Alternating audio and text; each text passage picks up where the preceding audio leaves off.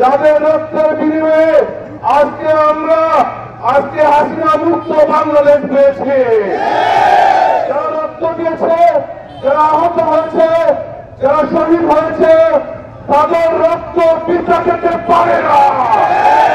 আমরা তাদেরকে আশা আকাঙ্ক্ষা নিয়ে গণঅভ্যুত্থান সৃষ্টি হয়েছিল, সে আশা আকাঙ্ক্ষা নিয়ে বুকের তাজা রক্ত রাজপথে ঢেলে দিয়েছিল, দেশের জন্য দিয়েছিল।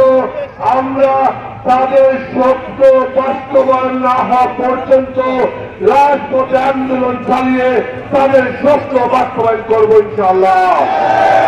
সম্মানিত মেয়েরা, বিএনপির ভারপ্রাপ্ত হবে জনাব তারেক রহমানের নেতৃত্ব এবং নির্দেশনায় দীর্ঘ 16 বছর আন্দোলন সংগ্রামের মাধ্যমে গত 24-এর 5ই আগস্ট গণঅভ্যুত্থান সৃষ্টি হয়েছিল।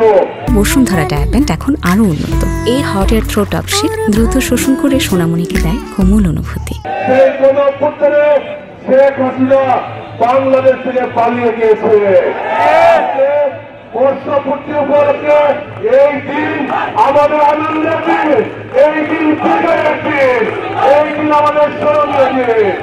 এই দিনে আমরা বলতে চাই, আমরা দীর্ঘ 16 বছর তারেক রহমানের নেতৃত্বে যে আন্দোলন করেছি, আমরা গণতন্ত্র প্রতিষ্ঠা আন্দোলন করেছি, ভোটের অধিকার আদায় করার লক্ষ্যে আন্দোলন করেছি, বাংলাদেশের মানুষের অধিকার প্রতিষ্ঠা আন্দোলন করেছি।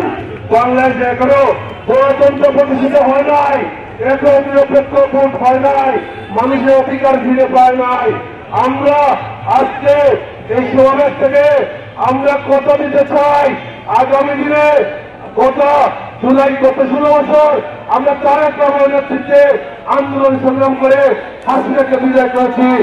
আগামী দিনে তারেক রহমানের নেতৃত্বে গণতন্ত্র প্রতিষ্ঠিত না হওয়া পর্যন্ত, বাংলাদেশে ভোটের অধিকার আদায় না হওয়া পর্যন্ত, বাংলাদেশের নিরপেক্ষ নির্বাচন না হওয়া পর্যন্ত আমরা রাজপথে আছি।